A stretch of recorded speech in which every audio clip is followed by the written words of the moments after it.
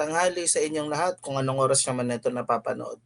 So, siguro naman, as of this recording, no, napanood nyo na yung video ni Makagago na tumatalakay doon sa sa pagbabanta ni FLM sa nanay niya at sa kapatid niyang si Jam Mangusin, no, si Jam Antonio Mangusin, no.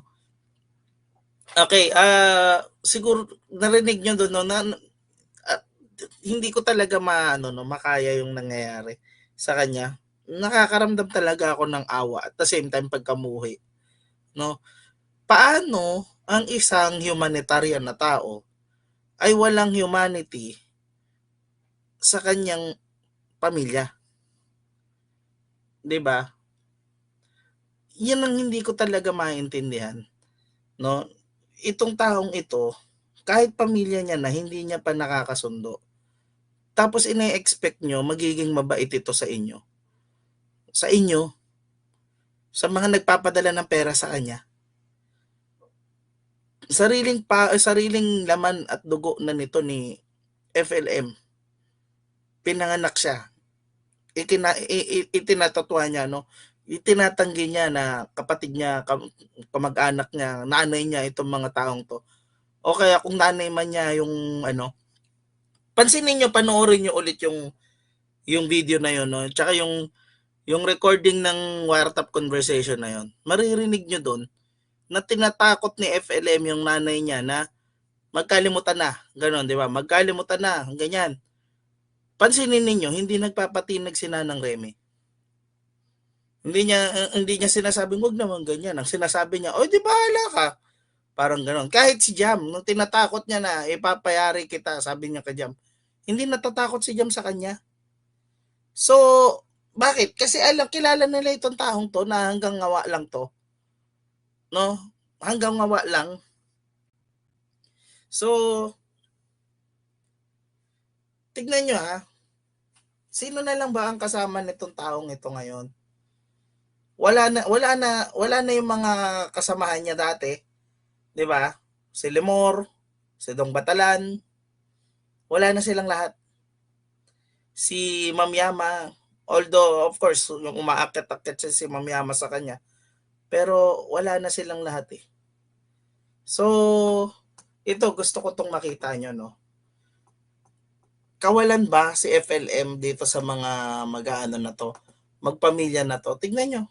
Oh, nag-birthday si Nanang Remy.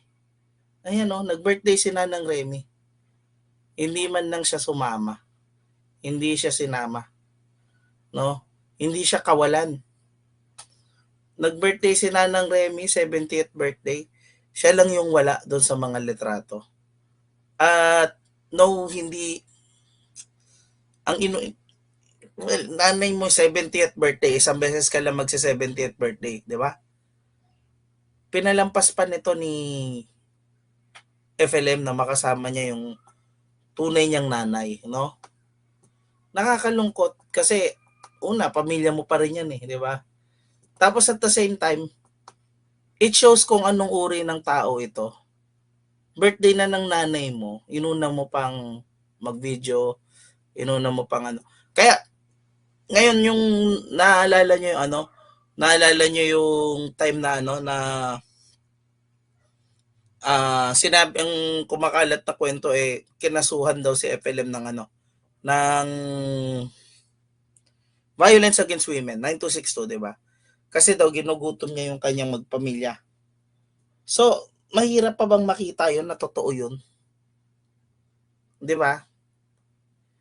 Ngayon, kayo, it begs the question again. Bakit pa ninyo ito pinapadalhan ng pera? Bakit pa kayo nagpapalipad dito sa taong ito? Bakit pa kayo naniniwala sa mga humanitarian na nilalaban nitong taong ito? 'Di ba? Ako nalulungkot ako kasi si Casper, no, yung Jasper. Si Casper na lang yung kasama niya. Tapos nalulungkot ako kay Casper kasi halata naman na pagka hindi ka na kailangan nitong taong ito, itatapon ka nito. Remember, ginamit niya yung nagsusumbong kuno. no, nagsusumbong kuno kay FLM, yung kay Makagago, di ba? Yung inano daw siya ni Makagago. It turns out, scripted pala yung pinangakuan siya ng 50,000. Tapos nung nabuking na, biglang, siya yung lumapit sa amin. Biglang ganun na, di ba? Naalala nyo ba yung ano, naalala nyo yung kay The Kings, di ba? Yung, yung kay The Kings na, ano, na ginamit siya, pero hindi naman siya binayaran, di ba? Ito yung, kaya ako napabideo ito kasi napanood natin doon kay ano kay Makagago yung kung paano niya tratuhin yung pamilya niya. Tapos syempre, nagkaroon ito yung parang sabihin natin na insights ko doon sa mga ano no. Matagal na nating napanood yung mga yon. Pero of course, nasariwa lang sa atin no na itong taong ito walang makasundo sa tunay na buhay.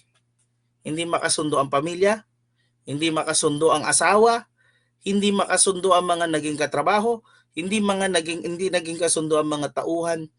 So, napakalungkot ng buhay nitong taong ito. At doon naaawa ako sa kanya. Naaawa ako sa kanya.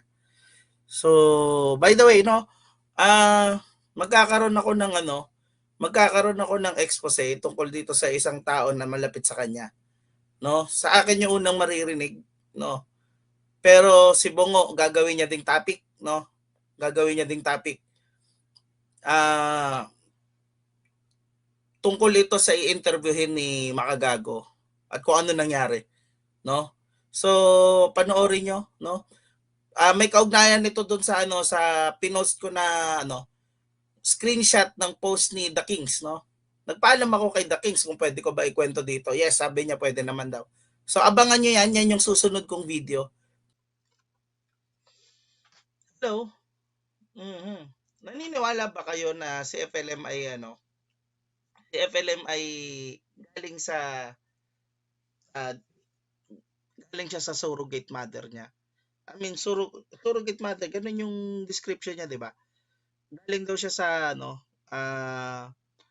yung tula daw ng tatay niya at saka yung itlog ng nanay niya pinagsama tapos ininject daw sa ibang babae para maging surrogate mother. Remember na ang surrogacy ay invento noong ano, very recent pero noong 1979 wala pang surrogacy.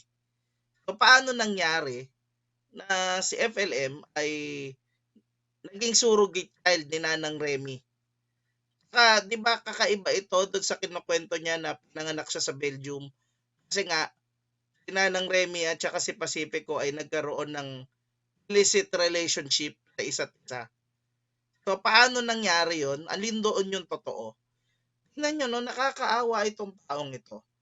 Kasi wala na siyang pamilya, no?